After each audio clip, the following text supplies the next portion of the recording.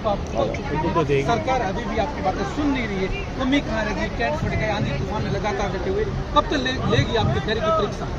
Sir यही हमें समझ में नहीं आ रहा कि संवेदनशील कहलाने वाली सरकार आज हमारी इस बातों की इतनी असंवेदनशील बनी हुई है कि हमारे टेंट फट रहे, हमारे 5 साथी हमारे चले गए हैं।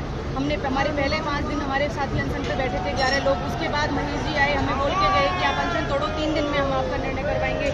लेकिन उसके बावजूद भी हमने 7 दिन तक 10 दिन तक वेट किया, कोई नहीं आया हमें। उसके बाद हमने दोबारा से हमारे 15 साथी बैठे हुए हैं। आज ये हालत हो रही है, डेली कभी किसी को लेके जा रहे हैं हॉस्पिटल, कभी किसी को, लेकिन सरकार यहाँ पे आकर ना तो ये अनशन तोड़वा रही है, ना कुछ बोल रही है, ना कुछ निर्णय दे रही है कि कुछ तो कम से कम करके जाए। कि हम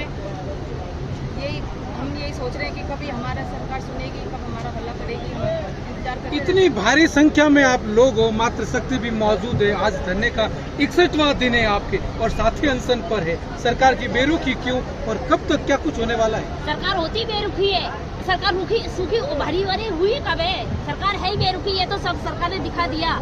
आंधी तूफान में ना तो यहाँ प्रशासन मिलने आया और ना ही सरकार के कोई मंत्री। राहत कैंप में जाके क्या दिखाना चाहते हैं वो कि हम संवेदनशील है?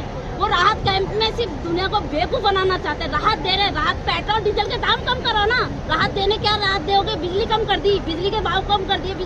अरे बिजली तो जलाते ही कितने गाँव के लोग। पेट्रोल डीजल राहत का कोई संवेदनशील नहीं है। सरकार ने एक भी मंत्री नेता यहाँ आंधी तूफान में मिलने करने किसी भी लिए नहीं आया। सिर्फ महेश जोशी जी यहाँ हमारे अनशन तोड़वाने, धोखा देने, झूठ बोलने आए थे और चले गए। उसके बाद कल जब उनसे मिलने गए, उनका घेराव करने गए, तो मुंह छिपा के पता नहीं कहाँ से आए वो। जयपुर के बाद महेश जोशी जी, बात नहीं हुई उनसे? बात नहीं हुई। जयपुर के अंदर होते हुए उनको मालूम था कि मंत्रालय कर्मचारी मिलने आ रहा है।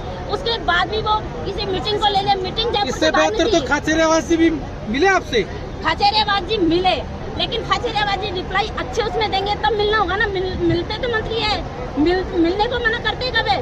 मिले तो धर्मेंद्र राठौड़ जी महीने भर से थे मंत्रियों से, लेकिन वो ही कल भी जब हम उनसे मिले धर्मेंद्र राठौड़ जी से, तो उन्होंने रिप्लाई दी शाम को 5 बजे मैं आपको जवाब दे दूं। वो जवाब आप दूसरे दिन हो गया 5 बजने वाले। क्या जवाब आया अभी तक? उन्होंने कहा कोई जवाब नहीं आया। सब हमने जब बात की तो हमें आरटीसी चेयरमैन ने कहा हम उससे संवाद बनाए हैं, जल्द से समस्या का समाधान होगा और हम उससे कॉलिंग पे बात कर रहे हैं।